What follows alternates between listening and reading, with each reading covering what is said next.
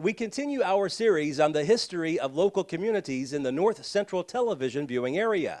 This week, we stay in Macon County and learn about the history of the Willette community. When you drive through Willette today, you'll spot three churches all about only a mile apart. Faith has always been an important part of this community. Clark Lumber Company has its headquarters here as well. But for the most part, other former businesses have long been closed. I met with Macon County historian Randy East at the Old Willette School to learn more about this fascinating community. The earliest recorded history that I have for Willette is when the Willette Missionary Baptist Church was organized the 6th of July, 1855. And after that, the next incident of recorded date is when this area was called Oak Ridge, and it had a post office which was 1878 to 1888, and then after that it changed to Bellwood, which is where Bellwood Academy, the college, got its name. So this was called Oak Ridge, Bellwood, and then it changed to Willette.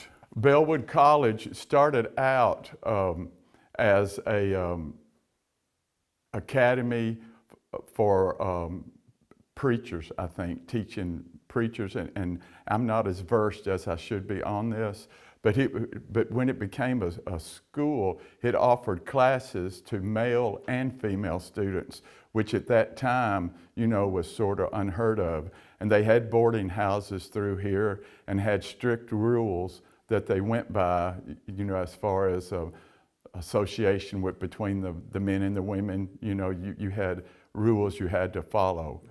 And I think the men stayed in the boarding houses and the women stayed in private homes. Bellwood sat where the Willette Missionary Baptist Church is now. And before that, the church was across the road, you might say in the middle of the cemetery, and they got needing the room, and the school had already ended. I think it ended in maybe 1930 or something, and whether it burned or was torn down, I haven't found out yet. But they used that school ground for the new church ground. Okay.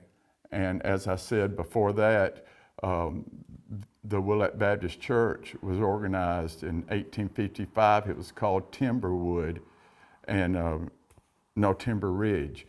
And it was organized nearby on the ridge. And it changed name from Timber Ridge to Bellwood in 1884. And then in 1913, the church changed its name to Willette. So how did Willette get its name? Governor Benton McMillan, who was governor from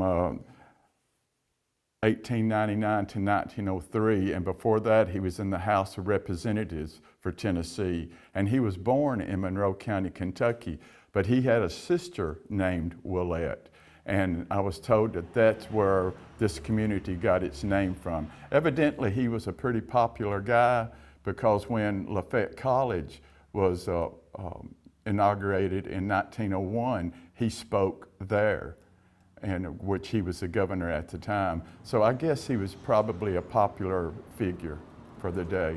It's a good bet most of the old photographs from Willette were taken by this man, C.B. Holland, an amateur photographer who loved taking pictures.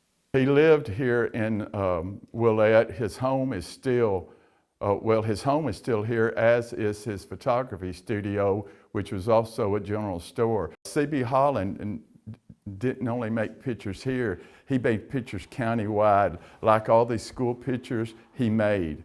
You know, if you wanted to, like Casey Russell was in Lafayette, C.B. Holland was in Willette. He was a well-known photographer.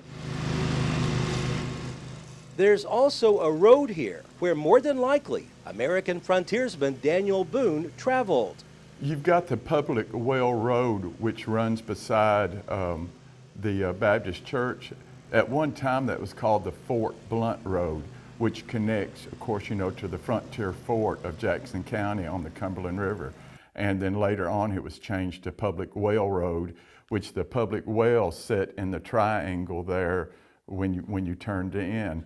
Another interesting fact of this is you had coming in through the southeastern corner at Jennings Creek into Macon County, you had the Buffalo Road, the Tolentensky's Trail, and the Cumberland Trace, which are all the same road. And the Cumberland Trace is a nationally designated Native American trail. And that came through Willette on into Red Bull and then on into Kentucky. And of course, the Buffalo Road, this was just inundated with buffalo, you know, which you don't think about that now.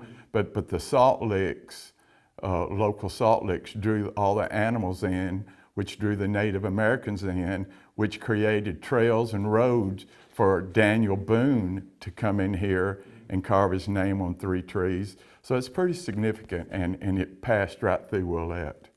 When you visit here, you'll also see the old Binion House. 5 brothers from the Binion family all served their country. Prentice Bill Binion, was captured by the Germans and worked on a potato farm. Kenneth Binion served in World War II. John Robert Binion served in the Korean War, and Don Binion served in Vietnam. Charles Binion is still missing in action right now. Local resident Hugh Wayne Clark has purchased this house and wanted to make sure passers-by know that American soldiers once lived here. Willette also has its own volunteer fire department, seeing that it's needed in this area. Today, people who live here must travel to Red Boiling Springs or Lafayette to do most of their business in the county. But for the people who live here, they wouldn't want to call any other place home. Reporting from the Willette community in Macon County, Barry Hyatt, NCTV.